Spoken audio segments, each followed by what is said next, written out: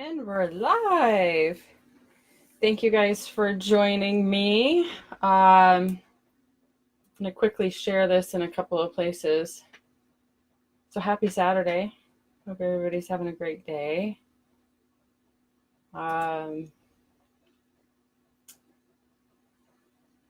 Slowly moving computer. I'm having an awesome day. Honestly, I'm having a really good day. Nothing dramatic, nothing really planned, kind of my normal Saturday routine. I still always wake up early every day, although I did wake up about an hour later than I normally do. But I usually wake up daily about 5:30. That's just the way I am. Hey, Miranda. Definitely tell me hello when you're on board. I'm going to share this a couple of places just so that way I can get a little bit more of an audience. But anyways, I was saying about Saturday. So I got up today at 6, and then I did some work, helped a few people. But I will go to the gym actually promptly after getting off the line with you guys here today. And of course, my 2 daughters go with me on the weekends. So it's pretty fun. All 3 of us work out together, have a great time. Yeah, so what's really cool about it is when my daughters go work out with me, I get a lot of, if I'm alone at any point in time, like the locker room, or sometimes they do their own thing, but I often get moms that ask me, how is it that you got your daughters to work out with you? Gosh, that's incredible. It just takes a lot of time and patience. I never asked them to work out with me, never told them to. I just simply went and, gently mentioned every once in a while, you can come with me anytime. I would say the first year, my oldest, well, not the first year, so probably first 8 months, nobody went with me, went alone. But then my oldest started going with me, and she would just sit in the cafeteria kind of area, I guess you would call it. They had like a little, I don't know, cafeteria, it's a great word. She would just sit in there and do homework or read, and she could see me and just kind of watch me. And then it slowly shifted to where she, like, Mom, what are you doing? What are you doing? So I started showing her things. And I remember at that time when this happened, I was like, oh man, this is going to make my workouts harder or longer. I'm not going to be able to get as much done. But I really put all that to the side very quickly and showed her what I was doing. And I taught her what I was doing. And she started to kind of bring workouts to me and like, well, what do you think about this? And what do you think about that? And I was like, I don't know, let's try it. And then, of course, my youngest started getting curious, and she's got a much different personality. She would start working out. It's like, I don't like that. No, I don't like that. And so she kind of created her own thing, but then she slowly started to warm up to the stuff that we were doing. But anyways, my advice to moms that have daughters or sons that show interest at all in working out is just to be patient, and they'll come around. They always do, especially when you start showing some changes in your body. That's especially girls, when they see that mom's got a booty, they're like, I want a booty. So that's probably where it actually really made a big difference. But any kind of transformation in your body, changing in moods, feeling better, having more energy, all these things are very attractive to anybody. So that's kind of where that led off. So yay! I'm glad your kids love working out with you, Miranda. Yeah, definitely find ways to get them involved. Even if they're little, have them do stuff. Even if it's just one thing, have them do the silly bird dog exercise, or have them do jumping jacks, and be open to doing what they're capable of doing and implement them in your workout. Include them, have them feel included, and laugh about it and have fun and make memories, because these are, especially when they're young, that age when they're young, around 5 and 10, they're so impressionable, and those things are going to be the foundation in how they feel about working out and fitness, right? Because I remember I didn't like PE. I didn't like a lot of the things that we did in PE. I don't know if you remember that. Remember how going to gym and PE and all these things and dodgeball and how mortifying that was, and some of the terrible things that we did in PE. It was terrible. My view on exercising was not good from that level. So it took a while to find my groove, find what I actually enjoy. So, but anyway, so I'm going to kind of go through, this is just a short live video that I'm going to do today. I'll go over the outline and everything really quick, but my story, for 22 years, I was an Allstate agent, stuck behind a desk 40 to 60 hours a week. And 9 years ago, I decided to take control of my health. I suffered from neck pain, back pain. I also wouldn't be caught dead in a bathing suit. And I had opportunities several times a year to be in a bathing suit, and I refused. I avoided the pool. There was somewhere else for me to be. I knew I needed to make some changes in my life, and I wanted to lead my family into a healthy lifestyle as well. I didn't love my body. I had my butt was completely flat. I had and cellulite and just a lot of things. I looked in the mirror and was like, what happened? What happened to my cute body?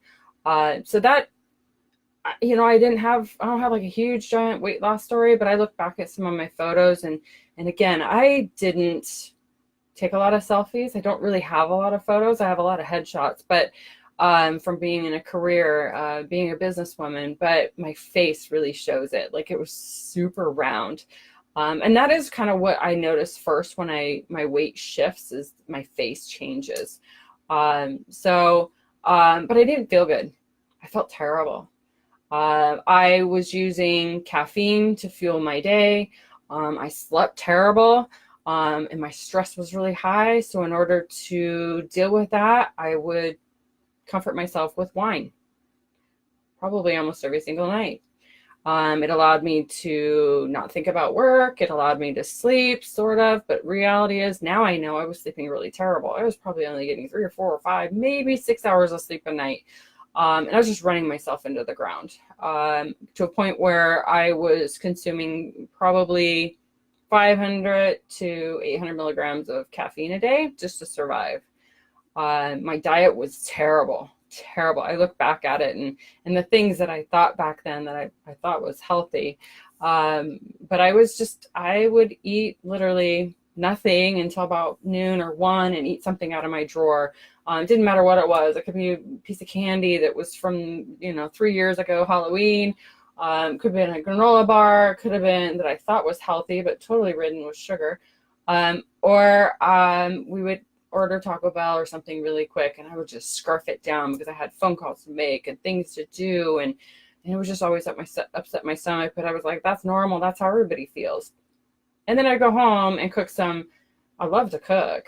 I would usually cook amazing meals at home, but I would go through probably a pound of butter every couple of days. I was really bad. So anyways, I needed to make a change. The stress was terrible. Loved my job, loved my career. Don't get me wrong. I just needed to make a change in my life. And so it did start with my fitness journey right there. So, but I do meet people every day struggling, feeling confident, not loving their bodies like I used to, not understanding where to start, or how to lose weight, and trying every diet and failing. I would try different diets too, but you know what? I wouldn't stay on them long enough to really matter. I mean, I kind of dabble in it, try it out for 2 days or whatever. And I was like, this doesn't make sense. I don't see any change. I don't see any difference. Or, I don't think I would stick to anything more than a month. So, but I'm passionate about helping people that desire to change, that really want to change and are ready. I like to help people feel better, reclaim their health. I like to help people learn how to make better food choices on their own. Give them some guidelines, give them some parameters to work with, but allow them the control to make their own decisions and their own choices. Set these parameters and let you put them in place where you feel comfortable and what you enjoy to eat. I also like helping people become more active, and also managing stress. Because again, I was stressed out, and that stress was it was eating me alive. It really was. So today I'm going to go over an outline of 7 tips to get out of the rut. And this outline does apply to those that sit behind a desk all day. It's kind of what I aimed for, but this can apply to really anybody. So my outline is moving more. Make a plan to eat food every 2 to 3 hours. Some stress relief ideas. How much to work out every week if you do have a sedentary job. How much water to drink on a daily basis, and how sleep is very important. And the last tip is about writing down your goals and your motivating factors. All right, so if you're watching this, whether it be live or on a replay, definitely let me know where you are. Tell me where your city and your state is. Would love to know where you're located. I'm in Spokane, Washington. I just moved here from Alaska back in August, so it's kind of new still to me, but it is home and I love it here. So definitely feel free to share this video if you know anybody that would be interested in the content that I have just gone over. But let's start. In total, Americans are sitting on an average of 13 hours a day and sleeping an average of 8 hours. I think that might be a little off, but resulting in a sedentary lifestyle of about 21 hours a day. So 21 hours a day, people are just sitting or laying. According to the World Health Organization, sedentary lifestyle increases the cause of mortality, doubling the risk of cardiovascular disease, diabetes, obesity, and the increased risk of colon cancer, high blood pressure, osteoporosis, diabetes, depression, and anxiety. So this is where I'm coming in. Thank you, Miranda. Love that you're from North Carolina. I've got to come visit you. All right, so first tip, move around more. So moving around more during the day doesn't mean exercise. I'm talking about your NEAT, which is the non-exercise activity thermogenesis, okay? So that's just simply moving, twitching, doing things, not, because a lot of times in a sedentary lifestyle, like I was, same thing, you're just sitting all the time and it's comfortable and you're just going to sit more and you're not going to move, you know, you just want everything to be easy. You want an easy button, you want a remote, or you want your groceries delivered to you, you want your pizza delivered to you. You know, all these conveniences are great and fantastic and all, but they are creating less NEAT. They're creating us to be more lazy. Let's just be honest, right?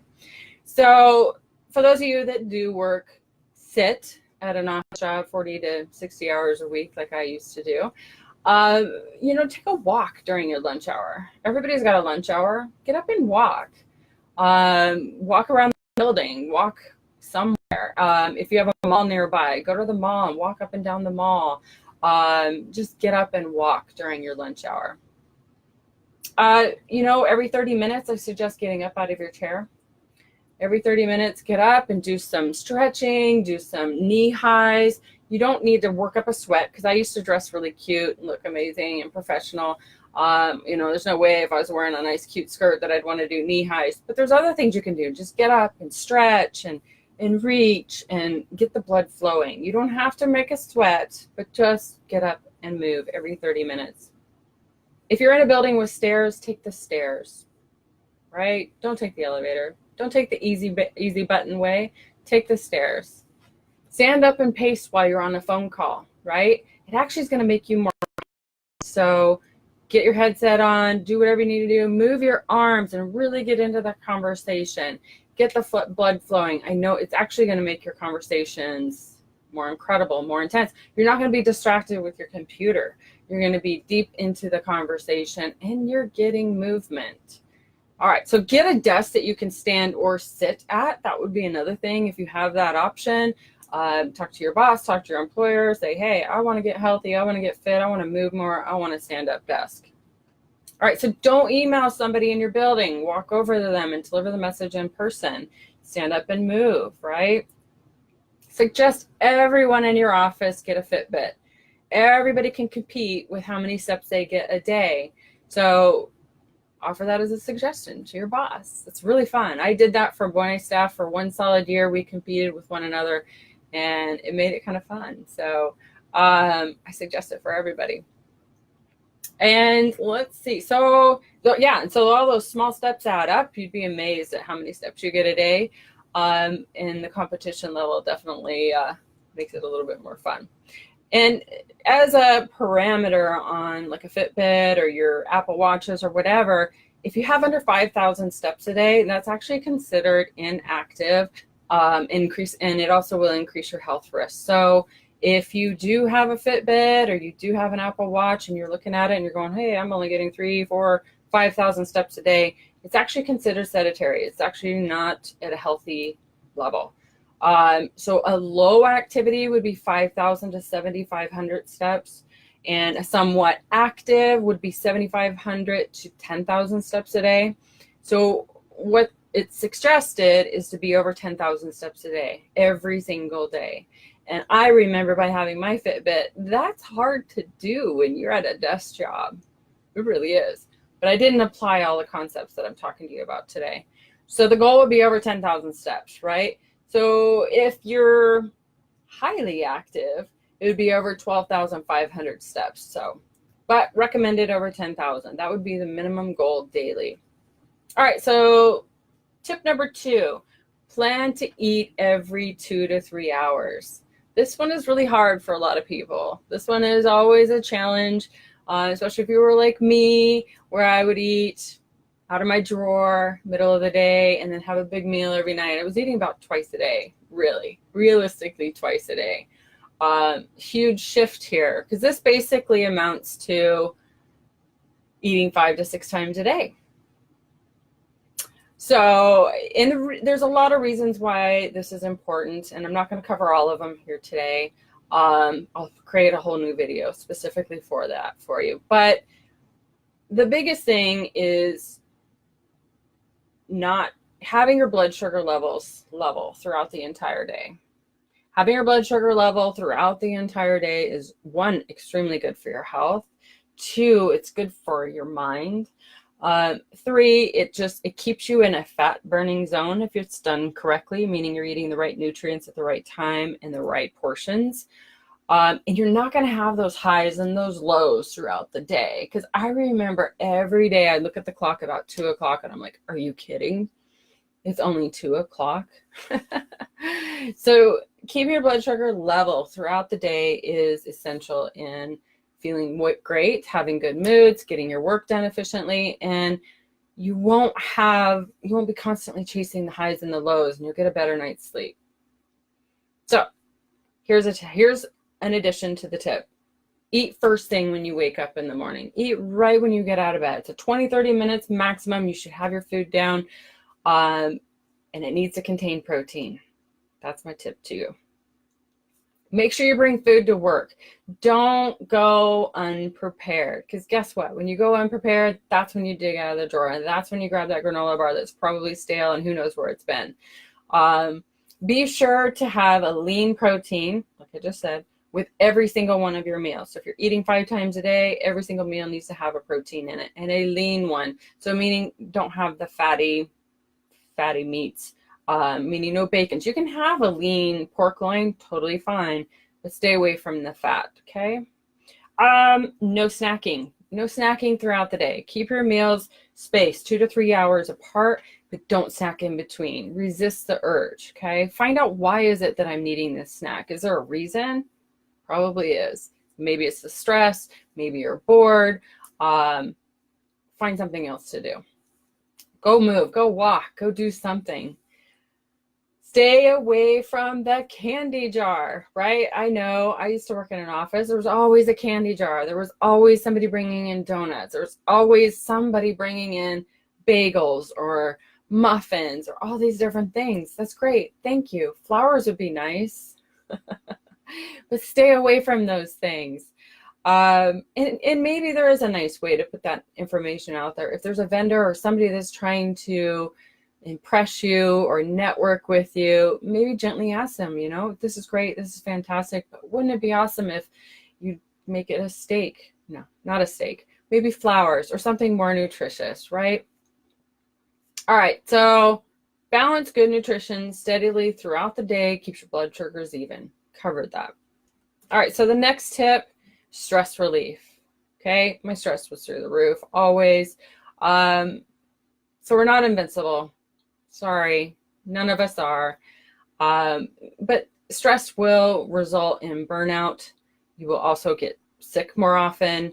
And when you get sick, it'll knock you on your ass, right? So stress reduction is incredibly important. And this one, I think a lot of people don't take me seriously on, but you got to find a way to manage that stress.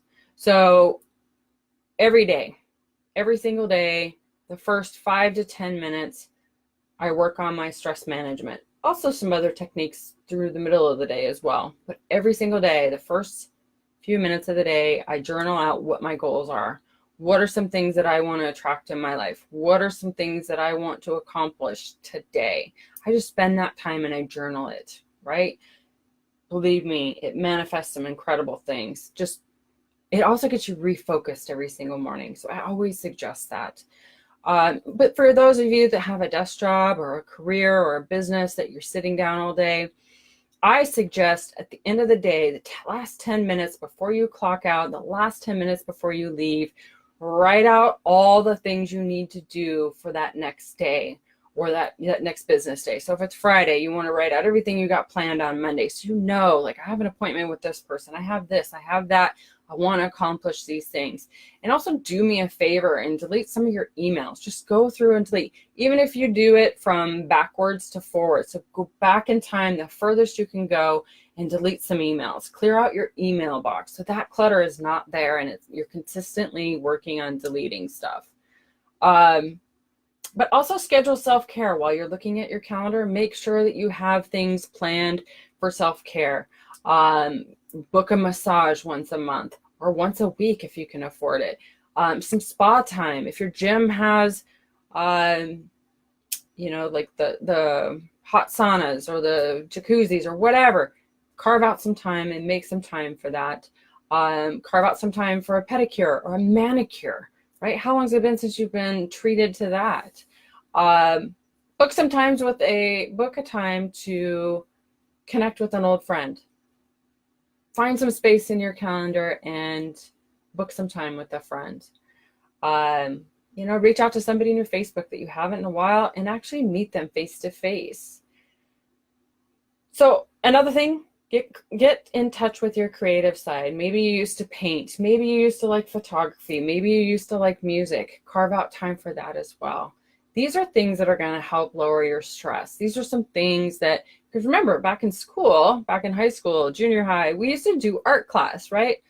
That might not be everybody's cup of tea, but some people like to sing, some people like music. How long has it been since you've done that stuff? Do you enjoy any of that? Pick up an instrument again. Go take some lessons, but carve out that time for yourself. Also, stop saying yes to everything. If your plate is full and you're overflowing, stop volunteering. Stop taking on extra projects. It only diminishes your value and your worth in that workplace because you're overloaded and you only have 100% to give during your 40-hour week. If you're taking on too much, what good are you? You're spreading yourself out too thin. Delegate or stop saying yes. Stress is responsible for 75 to 90% of all doctor visits. There you go. Have a bad day? Write a gratitude list. What are some things that you're grateful for? Spend 5 minutes and think about things that you're grateful for. Those things can be as simple as maybe you do have good health. Maybe you have good teeth. Maybe you have beautiful hair. I don't know. Get creative and really drill down and think of those things that you're grateful for. Are your kids healthy? Are you financially stable? Find things that you can be grateful for just 5 minutes, and it really grounds you. It really brings you back to focus and lower some of that stress, and maybe that bad day will wash off a little easier. Meditate. Have you ever meditated before? Gotta meditate, right? Give me some hearts if you've meditated before. It will lower your blood pressure. It'll help control your thoughts. It'll get you clear and focused again. If you've never tried it, try it. Download the app Calm. That's a great start.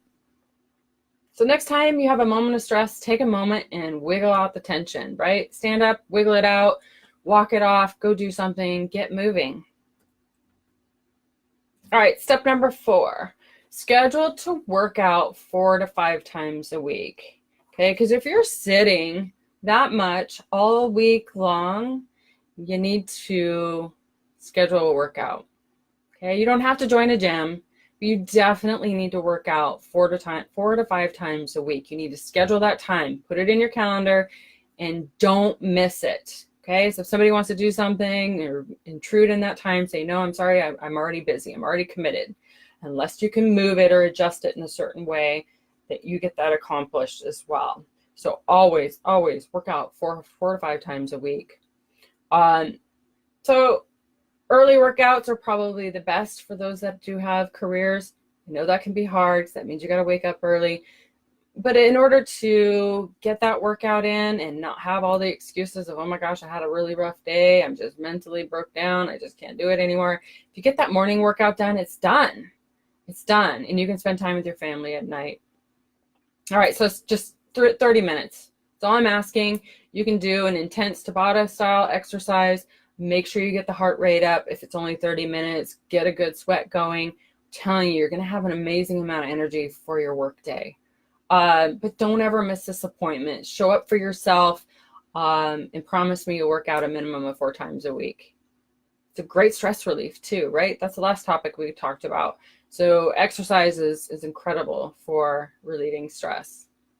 Prioritize your health, right? So don't miss those appointments. Tip number 5, drink a gallon of water every single day.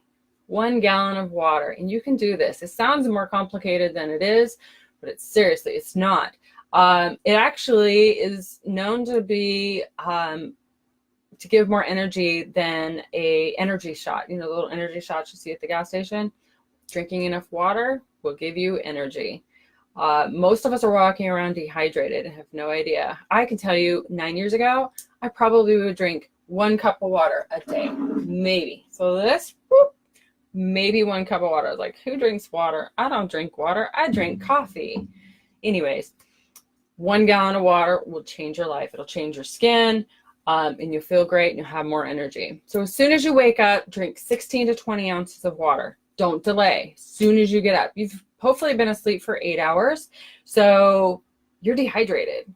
Get that 16 to 20 ounces right out the door, right after you get up from bed, and repeat every 2 hours. That simple. And you've made it. What is a good idea too is get a fun water jug. Lots of them on Amazon. You can have one that's literally a gallon, and it kind of tells you, hey girl, keep going, keep chugging. There's some great messages out there.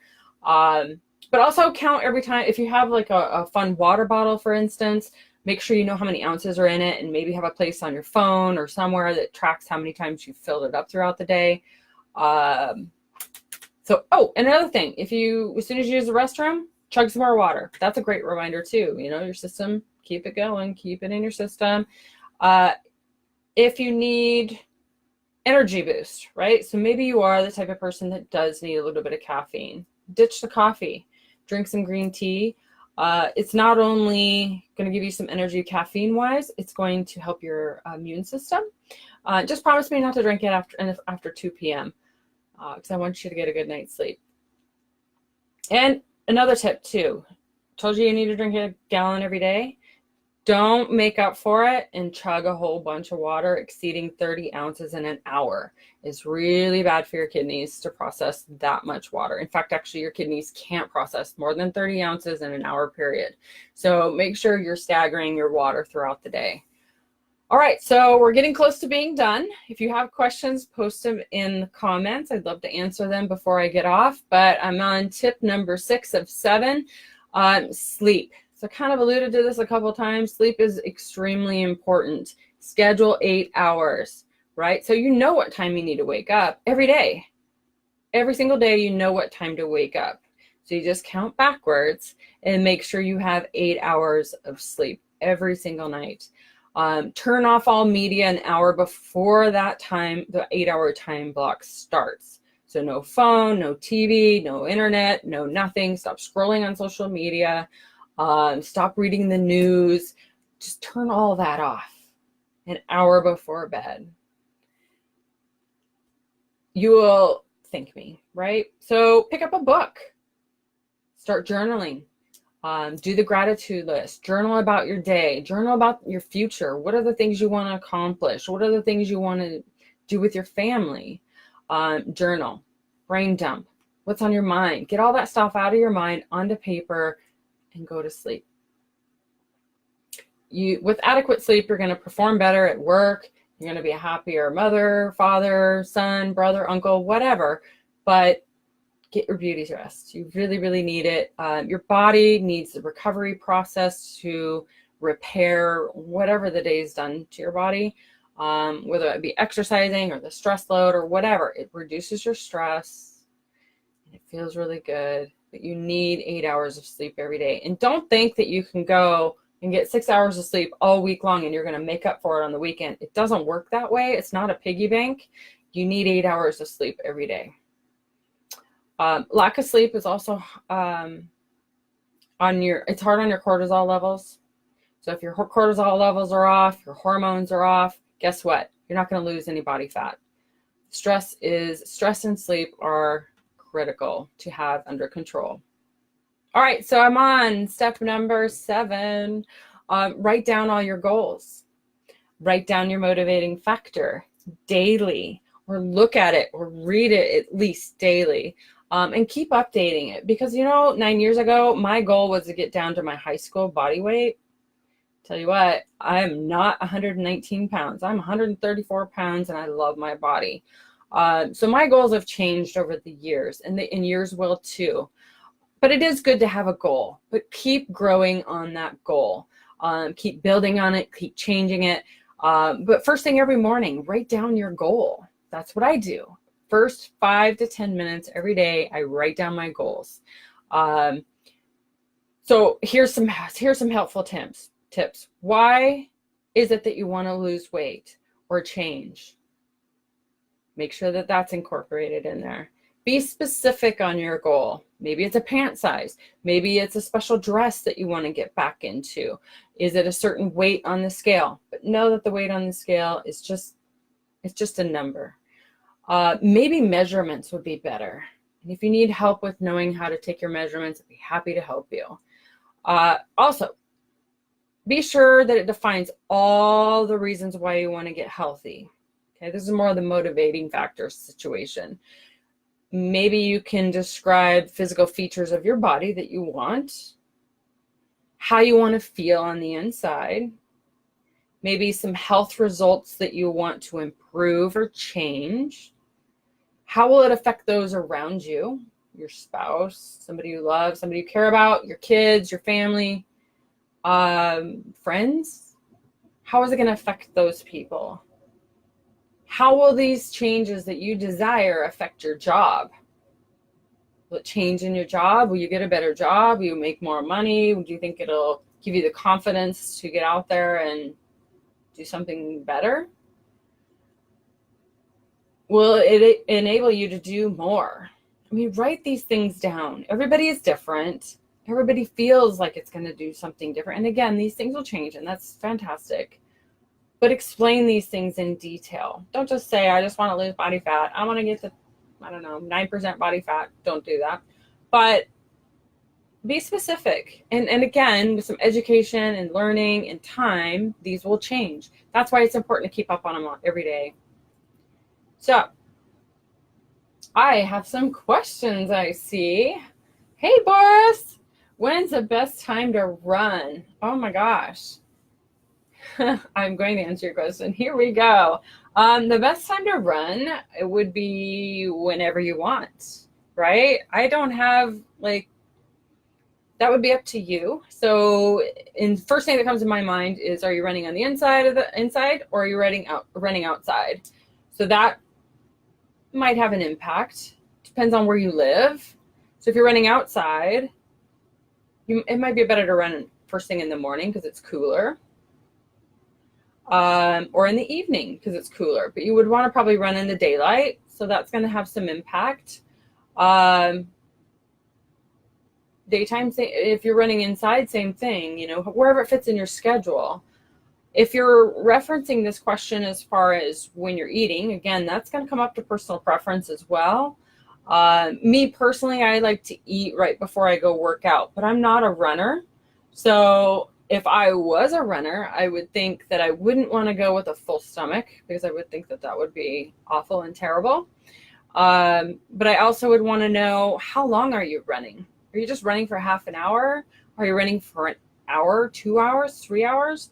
So you want to have enough fuel on board to get you from point A to point B without feeling exhausted, worn out, and getting out of that fat burning zone, right? Because you're going to probably go real catabolic on that run, and you don't want to do that. So some questions I would have to address your question, and I know that probably didn't answer your question, and I apologize, but kind of depends on what kind of running you're doing. I'm not personally a runner, so it's probably going to be a little bit difficult for me to give you a specific answer, but I would definitely put it in a time where it's cool outside, if that's where I'm going to run, because I personally wouldn't want to run in the heat. I would want to be in time of day that it's beautiful outside and peaceful and not a lot of cars, not a lot of traffic. I'd want it to be beautiful and cool and comfortable. Food is probably the biggest thing. Is what am I going to eat before I run? It's going to keep me fueled, but not upset my stomach or sit like a rock. So thank you for asking that, Boris. So if you're watching this video and you're not in Power Up Basic, we have a group here on Facebook. We'd love for you to join. We have some amazing people in this group that love fitness and food and want to get healthy. So join the group. Feel free to post your questions, your goals, your aspirations, what you're wanting to achieve, and let us cheer you on. It's an amazing group, amazing people. It's growing every day. So feel free to join that. Power Up Basic. There's also a Power Up Premium that can level you up. It's $39 a month. And I personally work with you a couple times a week with some food journals.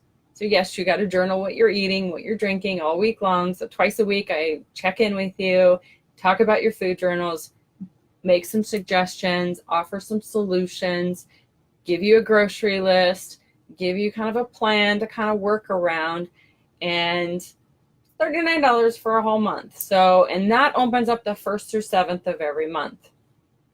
We'd love for you to join that. So all you got to do is join Power Up Basic, and there's a lot of information in there on that. But also, if you want to know more, I am offering one-on-one support.